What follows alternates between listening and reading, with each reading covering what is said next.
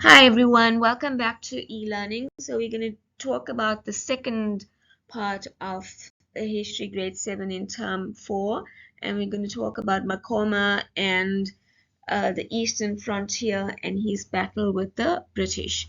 Now Chief Maqoba, he was the son of the King Ingika, and he was one of the greatest leaders in the Xhosa history.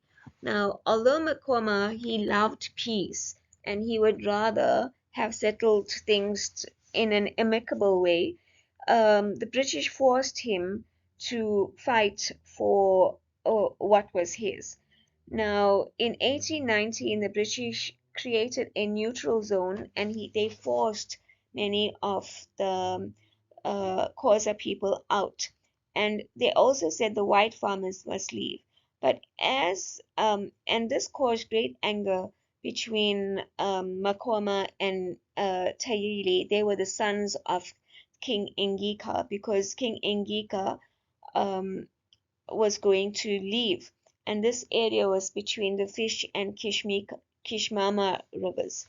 Now, Maqoba thought that their father was selling out, but they respected his father and they also left. But as they were leaving, they realized that they were the only ones that were leaving, and the farmers were allowed to settle there, and this area became known as ceded territory. Now, Maqoba and them moved to a fertile land called the Cat River Valley. And the British were passing by and they saw this and they said, oh no, now we want this land as well. And this was in 1829. And this was where, so what they did was that they took some Khoikhoi people and some freed slaves and they went into this area and they started fighting with the Xhosa people. And this is where Maqoba decided that he had enough. He's not taking nonsense anymore. He's going to fight back. And this was when the Sixth Frontier War started, and this was between 1834 and 35. And Maqoba and Tahili fought a fierce battle. It was like a guerrilla type battle between in the forest and in the valleys along the Fish River.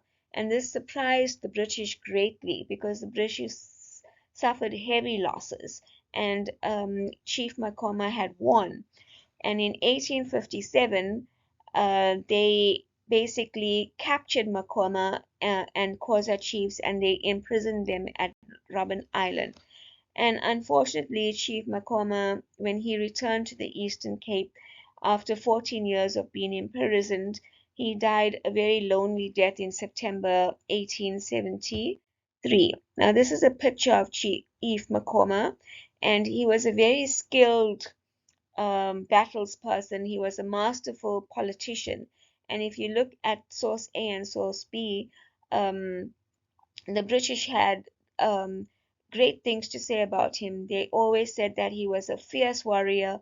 He was a great politician, but and he was very very daring, and he was also a dear friend, but a fierce enemy. Now these are pictures of Chief Maqoba fighting in a battle in the Cape Colony at those days. Now the soldiers and the officials were basically um, had come with the British when they took over the Cape, and they came also with officials like governors to govern the new colony. Now, the chief military officer was in charge of the army and the soldiers, and at different times, the army in the Cape Colony were made up of different groups and these of soldiers, and these were called regiments. And these regiments of soldiers from Britain and British colonists. They were Khoikhoi soldiers, and they were also farmer settlers who who who uh, who were part of being part-time soldiers. Now, the tension between the British and the Threek on the frontier. Now, this tension was when the Threek on the eastern part of the Cape Colony in the British had introduced something called circuit courts, and this circuit courts was where if the Khoikhoi servants felt that they were being ill-treated by their white employers, they could complain to the circuit courts. And some of the Trekboers felt that this was the British were totally biased against them. Now, this monument you could see was the um, Slack Steel Monument, and it was erected for a reason, and I'll tell you what the reason was later. Now, Cornelius Badensenhout, he was a Trekboer in the Eastern Community, and in 1815 one of his Khoikhoi servants had complained to the circuit court that Badensenhout did not pay him for and the courts had appointed Badenhout to appear in court, but Badenhout refused to go to court. So two British officers and 12 Khoikhoi soldiers went to arrest Badenhout, and he fired shots at the soldiers. And in return, the soldiers fired shots back at him, and he was killed. And at his funeral, after his funeral, his brother start wanted to revolt against the British at Slacksteel's Neck. Now that where the monument was. So his brother took 60 rebels and they went to fight the British. But unfortunately, the British was much more powerful than them, and their revolt was not successful, and Baden's and his 60 rebels were all sentenced and they were hung. And that is why that monument was, a Slackers Neck monument was put up as as to signify that this is a British law, you must now obey it, and this is the law. Now, the British were in control of the eastern frontier, and they had been weakly administered for a long period. And the British colonial government introduced laws to control the freedom of movement of the Khoikhoi that were still living in the Cape Colony. They recruited young Khoikhoi men into the military service, and the British believed that by enlisting the Khoikhoi into the regiment, they would be able to control the other Khoikhoi people and also to strengthen their army over the Trekboers. And some Khoikhoi did join the army, but others were reluctant to enlist. And David Sturman was a Khoikhoi leader in the eastern frontier. He led a group of Khoikhoi to the Cape Colony territory, and Stearman gave shelter to runaway slaves and Khoikhoi who refused to register with the military. And in 1823, the British exiled David Stearman to Australia in the hope that he would stop the Khoikhoi resistance. So you could see there were very many British people who wanted to help the Khoikhoi because they felt that whatever was happening was being unfair. So this was a picture of the Khoikhoi soldiers, and this is a picture of the Khoikhoi family living on the road without cattle or land. Now we're going to do a case study on Andreas Stockholm, and he was between 1792 and 1873, and his involvement in the eastern frontier with the British settlement. Now, Andreas Stockholm, he was born in Cape Town in 1792, and he was the son of a Cape magistrate who was from Sweden. And as a young man, he fought in the Fourth Frontier War, which was in 1811 and 1812 against the Xhosa, and this is where he lost his father. And even though he lost his farmer, he still sided with the Khoikhoi people because of the unfair treatment he witnessed. So he was a colonist and a soldier during the Fourth and the Fifth Frontier Wars. And he was also an official of the Cape colonial government.